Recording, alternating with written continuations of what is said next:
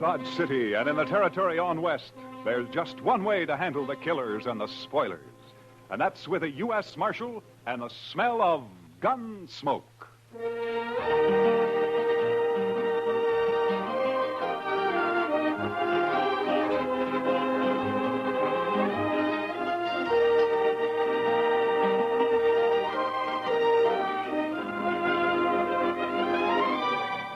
Gunsmoke, starring William Conrad. The story of the violence that moved west with young America. The story of a man who moved with it. Matt Dillon, United States Marshal.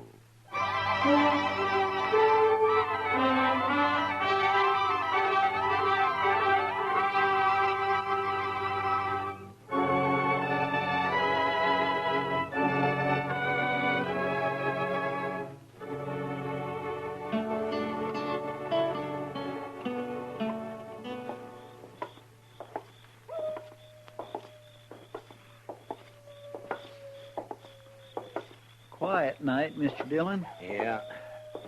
Except for that coyote. He's wailing his head off out there. Mad at the moon, I guess. Or in love, maybe. Oh? Yes, sir. The way I've noticed it, any time you find a man or an animal out squalling around in the dark, it's usually love. Yeah, but this one sounds kind of mournful, Chester. Well, sir, love is mournful sometimes, Mr. Dillon. Yeah, so I've heard. Matt? Is that you? Oh, good evening, Miss Morley. How have you been, Matt? Oh, fine. Fine, thank you. You, down here on Front Street this time of night alone? I'm looking for Red Lawson. He's a new man, works for Al. Al's meeting him sometime after midnight, and they're going out on a cattle buying trip. I want to talk to him first. You satisfied? Well, it's just that this is no place for a woman alone, Miss Morley. Maybe you better go home. There are other women down here. They belong here, Miss Morley. They work here. Oh, don't be so stuffy, Matt. And call me Ava for once. Everybody else does. Well, your husband might take exception to that, Miss Morley. Now, you're blaming me for what happened before, aren't you? I'm not blaming you for anything, Miss Morley. I didn't tell him to get into a gunfight over me. It wasn't my fault. I didn't say it was. Chester, you better see that Miss Morley gets home, all right? Yes, sir. I can get home by myself. My, she's pretty as a picture. It makes you wonder. Yeah, maybe you were right, Chester. With a woman like that, love might be kind of mournful.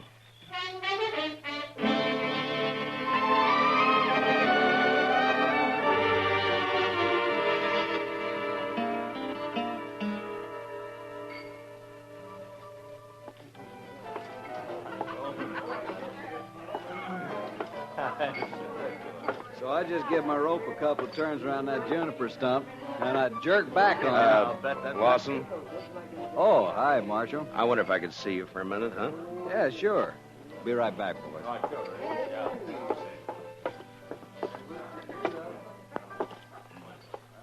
What's on your mind, Marshal?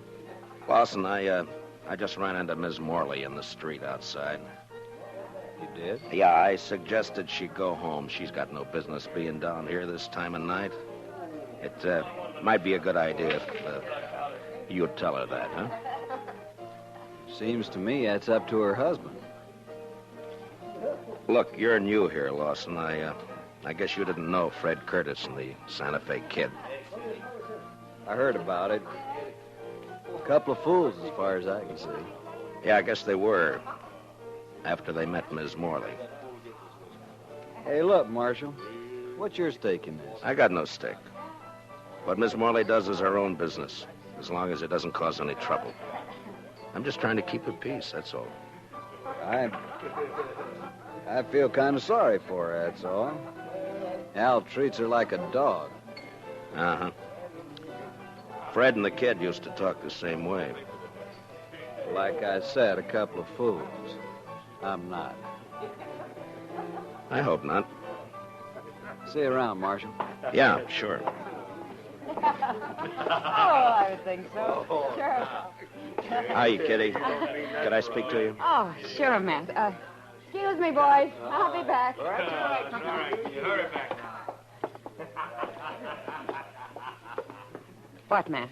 Kitty, has Al Morley been in tonight? Oh, no. I haven't seen him, Matt. Should he have been around? Oh, not necessarily. He and Lawson are riding out around midnight on a cattle buying trip. I just thought they might be meeting here. Oh, well, not yet anyway. Jesse Wells would know what their plans are, though. Jesse Wells? Yeah, the bartender down there at the end, the young one. You know him. Oh, yeah, sure. Why would he know? Well, he's going along. Al asked him to help out. They're going to follow the Lazy Bee roundup. Try to get in ahead of the buyers from Chicago. Oh, yeah.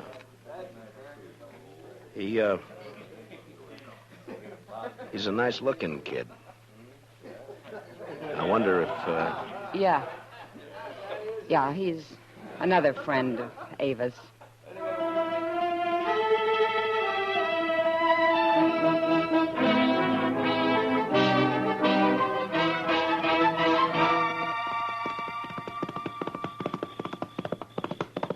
Oh, boy. Hold it.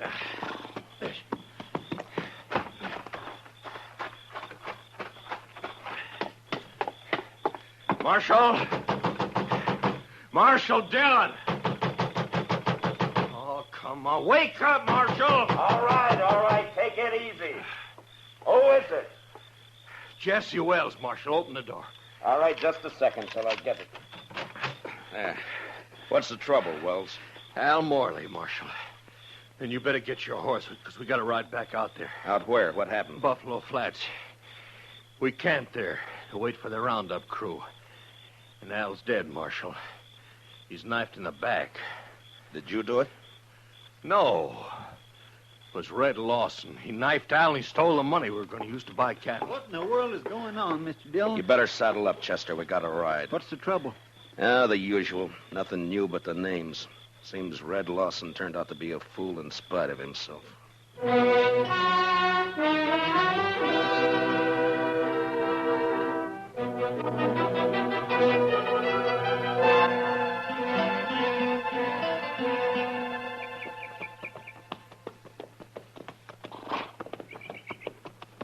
Over this way, Marshal. Camp is right there by that plum thicket. Right. Be daylight in another 20 minutes. Hello, boy.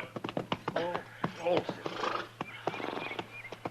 He's laying over there by the bushes. Yeah, I see him.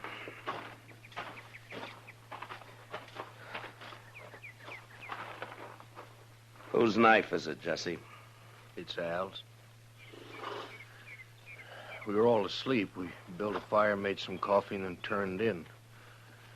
But wait for daylight, the Lazy Bee bunch planned to work their stock up this way. I see. Yeah, here, Chester. Wrap the knife in something and hang on to it. Huh? Yes, Mr. Dillon. Now, go on, Jesse. What happened? Well, like I said, Marshal Dillon, we were all asleep. I guess it was the sound of the horse's hose woke me up. Mm-hmm. Red Lawson, he was pulling out. I run over to Al, shook him to wake him up and tell him. Then I saw the knife. He was dead. Where were you sleeping, Jesse? Well, right about here, I guess. Red was across the fire over there, and Al was where he's laying now. What about the money? How'd you know it was gone? Well, I thought about it right off, and I figured that's why Red had done it. Al was carrying about $10,000 in a little leather sack. He'd stuck it under the blanket before we'd gone to sleep. So I went and looked for it. It was gone. You figure Red killed him for the money, then? Well, sure. Of course, I doubt he meant it, though. I think Red was trying to ease the sack out from under the blanket when Al woke up and caught him. Yeah, it's possible. Be light enough to start tracking him in a few minutes, Mr. Dillon. Yeah, sun's poking up over there now. Looks like it's going to be a clear day. Which way'd Lawson head out, Jesse? East. Seemed to be following the wagon tracks. Odds are bad, Mr. Dillon. He's got quite a start on us. Yeah, too much of a start. Well, let's load the pack mule, Chester. I think we'll ride back into Dodge and then take the train from there to Abilene, then work back from the east. Say, that's a good idea. Lawson probably won't be expecting anybody ahead of him. I can't understand it. I just can't understand how anybody could do a thing like this. It sounds like a meadowlark, Chester. Yes, sir. He just flew into those bushes.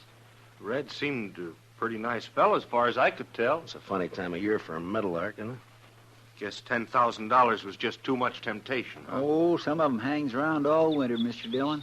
That sure sounds a lot better than that coyote howling. All right, Chester. Get a hold of his feet. Let's load him up.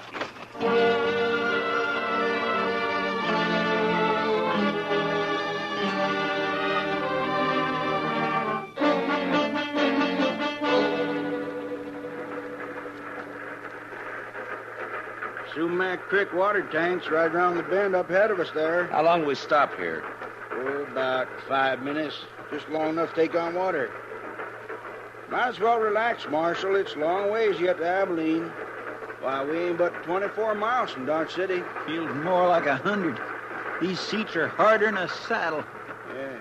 This here feller you boys looking for, I guess he's a real mean enough. What? Oh, yeah. Mean enough. Well, it's just like I always say. This prairie country ain't never gonna be a law-abiding place to live. Well, every time I pull out of Kansas City on and run west, I'm expecting every minute to be shot or hung or scalped. Chester, What's the matter, Mr. Dillon? look out the window here. Around the bend there by the water tank. Looks like we don't have to go to Abilene. Oh, yeah, there's some fella waiting to catch a train, I guess. You boys recognize... Is he the one? Yeah. His horse is tied there by the tank. Must have decided on a quicker way of traveling. Yeah, it looks that way. All right, Chester, he won't be expecting us. Let's get out in the vestibule and then drop off and take him as soon as the train stops. Yes, sir. Hey, Marshal, whatever you do, don't let him get on this train. Just keep the passengers away from the windows. In a way, it's too bad, Mr. Dillon. Miss Morley would have really enjoyed that $10,000. You're guessing, Chester. And he hasn't seen us yet. All right, let's go. Lawson, get your hands up. Bill. You're under arrest. Get your hands up. Look! He's running for his horse, Mr. Dillon. Lawson! He's gonna fight. You can't get away on foot. Lawson! Come on, Chester. That's a cutting it awful thin, Mr. Dillon. Giving a man 3 chances before you haul down on him. Well, we're still on our feet. He's not. Yeah, but it's a pushing the odds, though. Yeah, I guess. All right, pick up his gun there, will you? Yes, sir. Lawson, He's still alive, Mr. Dillon. can you hear me, Lawson? Sure. Sure, I can hear you. There's a sack of money. Looks like it fell out of his coat. Yeah, I see it. Lawson, there's no doctor on the train.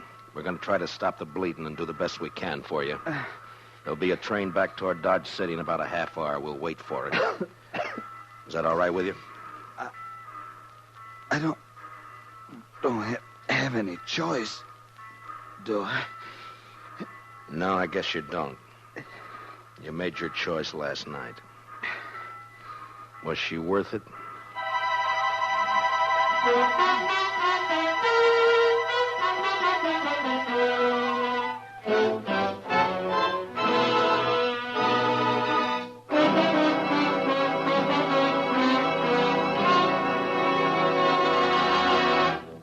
We will return for the second act of Gunsmoke in just a moment. But first, every Saturday night, Gene Autry invites all his friends to visit him at Melody Ranch for a half hour of songs and stories about the Old West. Tune in the Gene Autry Show tomorrow night over most of these same CBS radio stations. Now for the second act of Gunsmoke.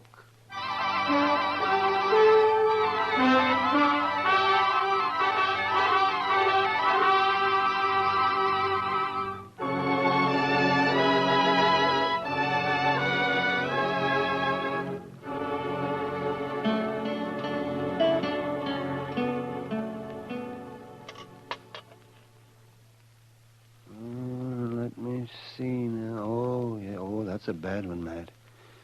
Yes, I'd say the bullet's lying right in against his heart. I just tried to wing him, Doc, but we were both moving. You can't always call him, you know. No, I guess not. Well, I'm afraid that's about all I can do for him, Matt. It's not enough, is that it? He won't live an hour. Yeah, I wish he was conscious. I want to talk to him. Well, the stimulant might take effect, and then again might not. With this kind of a case, you never know. What is it you're after, Matt? Ms. Morley? Accessory before the fact? She could have been. Mm-hmm.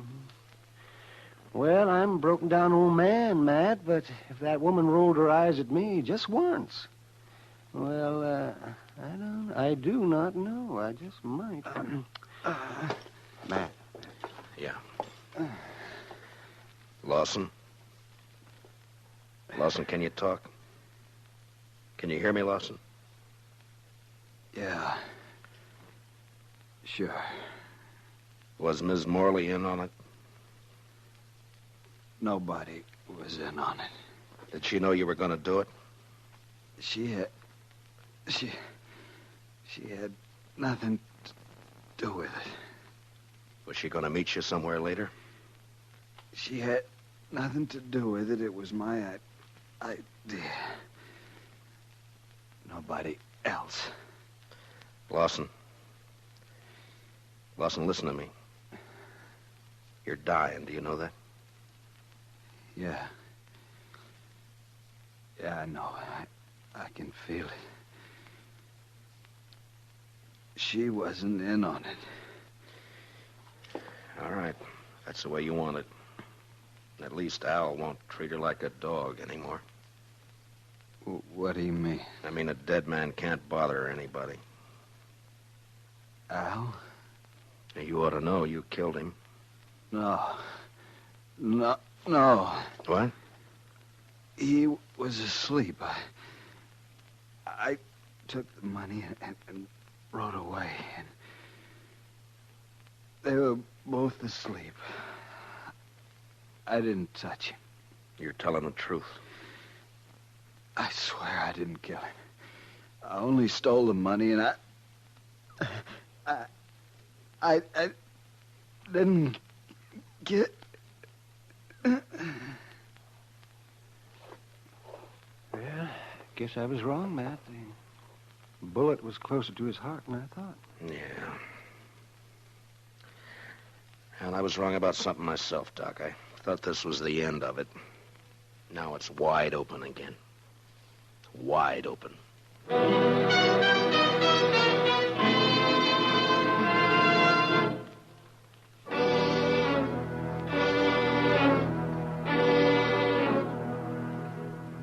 I don't see why you got me here just to ask the same things all over again, Marshal, because I told you how it happened. Yeah, I know, You Jesse. caught Red Lawson with the money on him. Now, what more proof do you need? It only proves he took the money, Jesse. It doesn't prove he killed Al. What do you mean? Chester, you better punch that fire up over there a little, huh? Does seem to be getting chilly in here. Now, what do you mean by that, Marshal? You killed Al yourself. Didn't you, Jesse? You're out of your mind. You woke up and saw Red steal the money and take off, and it gave you ideas. You slipped over and knifed Al in his sleep. You knew Lawson had got the blame for it. Well, sure. Sure, because he did it. He said he didn't. Dang stove. Well, Marshal, did you expect him to tell the truth? He was dying, Jesse. Knew he was dying. I think he told the truth. I see. His word against mine. Word of a thief. I didn't say I could prove it, Jesse. But you did it, though. We both know that. And sooner or later, I'm going to get you for it. Yeah. Chester, I think it'd draw better if you'd open the damper.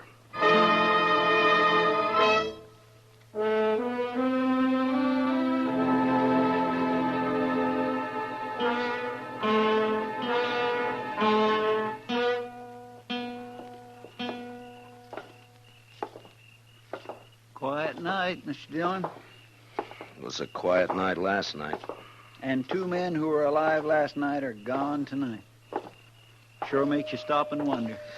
Well, at least one thing hasn't changed. That coyote's still there. I guess there'll always be coyotes around, Mr. Dillon. What are you going to do about Jesse Wells? Oh, I don't know, Chester. He's guilty. You can see it written all over him, but there'd be no use bringing him in. I haven't got one piece of evidence. I don't know. Yes, sir. She's quite a woman. Mercy. Quite a woman. Yeah, she is that, all right. Matt? Is that you? Good evening, Miss Morley. Who are you looking for tonight? Can't be Red Lawson. He's dead. So is my husband. Have you forgotten? My deepest sympathy. Don't bother. You know better. I am sorry about Red, though. He was nice. You're the one who did it, aren't you, Matt?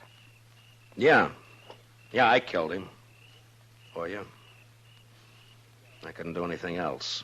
I don't know why you say for me. It wasn't my fault. Yeah, sure, I know. You know. You don't know anything.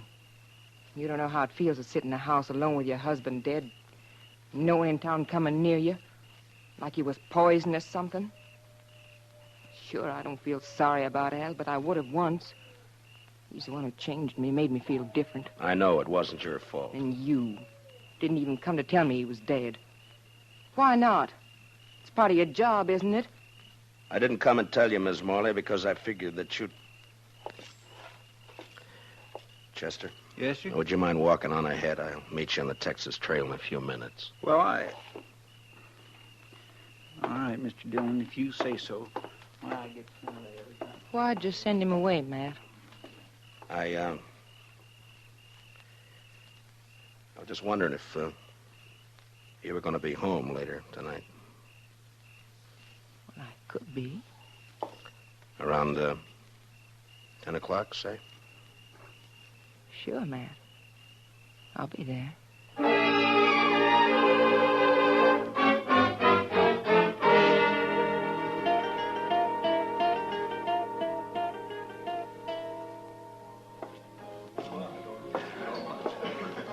Well, Hiya, Kitty. Chester and I were trying to think of some way to rescue you from Ava's clutches. Only one thing, though, Mr. Dillon. I wasn't sure you wanted to be rescued. Kitty, has Doc been in tonight? Oh, I haven't seen him, Matt. Chester, will you see if you can find him and have him meet me here? Yes, sir. Right away, Mr. Dillon. Kitty, Yeah. I wonder if you'd help me with something. Well, sure, Matt.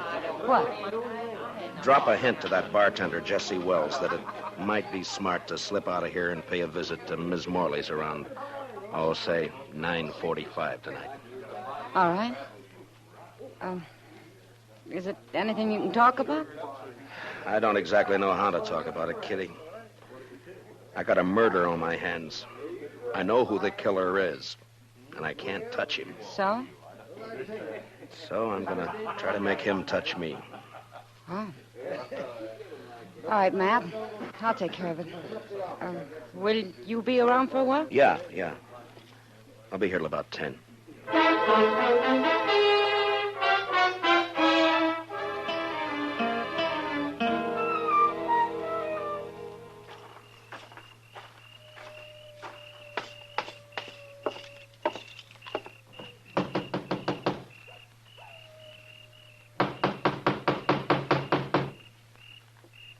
Who is it?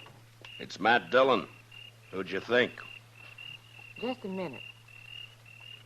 Well, hurry up. Let me in. All right, Dillon, come on in. Well, Jesse, I thought you were working. I was, till just a few minutes ago.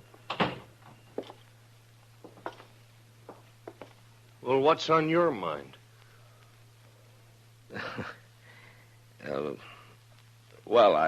I think Mr. Dillon probably wants to ask me some questions or something. Yeah, I do, as a matter of fact. Jesse Wells, for instance. What? You didn't tell me he was going to be here, Ava. Well, What do you mean she didn't tell you? Wait, Ava, what about this? You were expecting him. You knew he was coming. Of course you knew I was coming. You and Matt Dillon. For how long? And what kind of a fool does that make me? I'm afraid you were born a fool, Jesse. That's why she picked you. She's so wonderful you said if only Al didn't stand in our way. I didn't tell you to kill him. I didn't mention it once. You didn't have to. Just kept dropping hints, leading me on. And all the time you and Matt Dillon. She's too smart for you, Jesse. You should have realized that. Yeah. And instead I played right into your hands.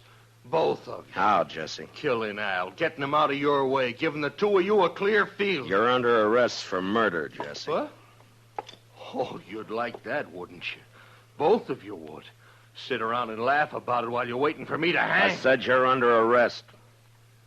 Now hand over your gun. No, you don't, Dillon. You're not going to carry it that far. You're not taking me in for something both of you wanted me to do. Hand over your gun, Jesse. You want my gun, you got to take it away from me. Get away from the door. Oh, sure, I'll get away from you. Hold it, Mr. Wells!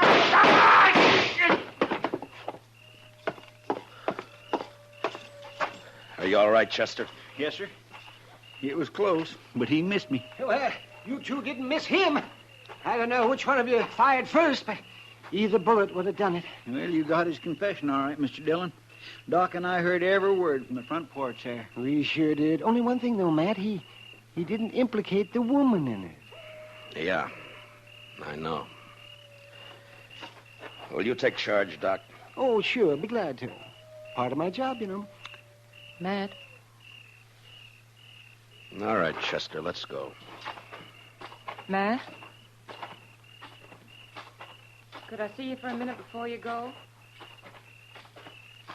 Matt? What's it add up to, Mr. Dillon? 3 men have been killed since this same time last night. Yeah. And you know, Mr. Dillon, I think maybe it's kind of all her fault. And you can't pin a thing on her. My. Well, there's one lucky thing. There aren't many women like her.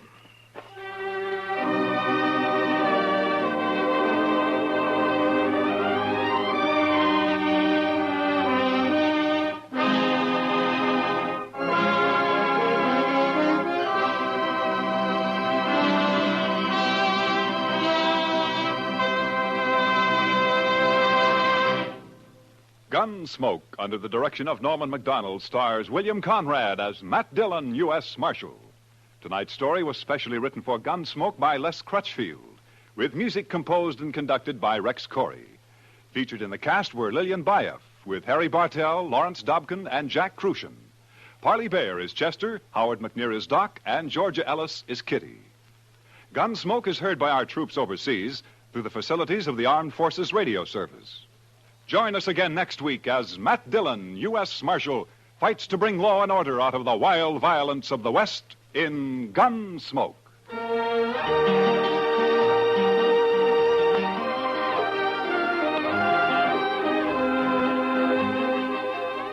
Strange Island tells the remarkable story of a tropical paradise that sank into the sea.